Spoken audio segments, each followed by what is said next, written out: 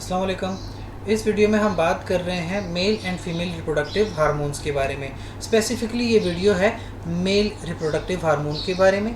तो स्टार्ट लेते हैं। सबसे पहले मैं आपको बता दूं, जो मेन का रिप्रोडक्टिव हार्मोन है उसको हम कहते हैं टेस्टोस्टेरोन। लेकिन ये रिलीज़ कैसे होता है, ये पूरा एक एक्सिस है, पाथवे है, वो आप देखिए। सबसे पहले तो इसमें इन्वॉल्व्ड है ब्रेन। ठीक है, तो देखिए ब्रेन का एक स्ट्रक्चर होता है जिसको हम हाइपोथैलेमस कहते हैं। तो अगर आप बात करें हाइपोथैलेमस की, तो हाइपोथैलेमस कनेक्टेड होता है हमारे पिट्यूटरी ग्लैंड से। पिट्यूटरी ग्लैंड के इस तरह के दो लोब्स होते हैं, ठीक है, anterior lobe and posterior lobe. तो hypothalamus is connected to your pituitary gland.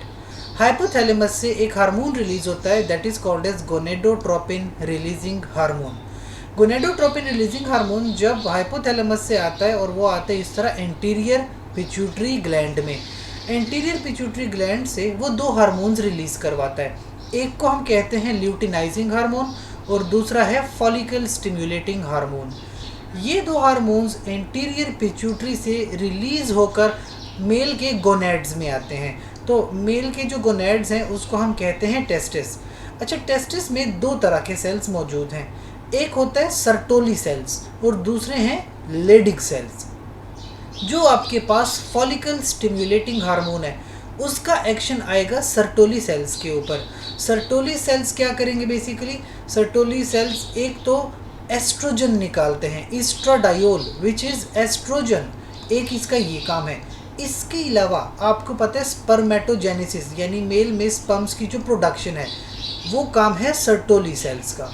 अच्छा, दूसरा हमने बात की ल्यूटिनाइजिंग हार्मोन के बारे में। ल्यूटिनाइजिंग हार्मोन जाएगा लेडिक सेल्स के ऊपर और लेडिक सेल्स से वो रिलीज़ करवाएगा टेस्टोस्टेरोन। टेस्टोस्टेरोन हार्मोन जो है मेल का सेक्स हार्मोन है, यानी सेक्स के मतलब जेंडर का जो स्पेसिफिक हार्मोन होता है मेल सेक्स हार्मोन, जिसको हम टेस्टोस्टेरोन कहते हैं। एक तो टेस्टोस्टेरोन हेल्प आउट करता है स्पर्मेटोजेनेसिस में, इसके अलावा इसके बहुत सारे मेटाबॉलिक फंक्शंस होते हैं। अच्छा, यहाँ तक ही तो आपको बात समझ में आ गई। अब आगे देखिए, जो आपको रेड लाइंस दिखाई दे रही हैं, देखिए ये एक नेगेटिव फीडबैक लूप है। ठीक है, नेगेटिव फीडबैक लूप के जब एक फंक्शन परफॉर्म हो जाता है तो ऑटोमेटिकली वो फंक्शन स्टॉप हो जाता है जब वो फंक्शन कंप्लीट हो जाए। देखिए सर्टोली सेल्स आपके पास हैं। सर्टोली सेल्स जब ये अपना काम पूरा कर लें तो यहाँ से एक हार्मोन निकाल रहे हैं इनहिबिन। इनहिबिन क्या करेगा? पिट्यूटरी ग्लैंड को स्टॉप करवा देगा। इसके अलावा आप लेडिक सेल्स देखें, लेडिक सेल्स से जैसे टेस्टोस्टेरोन आ रही है, टेस्टोस्टेरोन क्या करेगी? नेगेटिव फीडबैक से इंटीरियर पिट्यूटरी को भी बंद करवा देगी, हाइपोथैलेमस से गोनेडोट्रोपिन रिलीजिंग भी बंद करवा देगी। तो इस तरह से आपका ये साइकिल कंट्रोल होता है।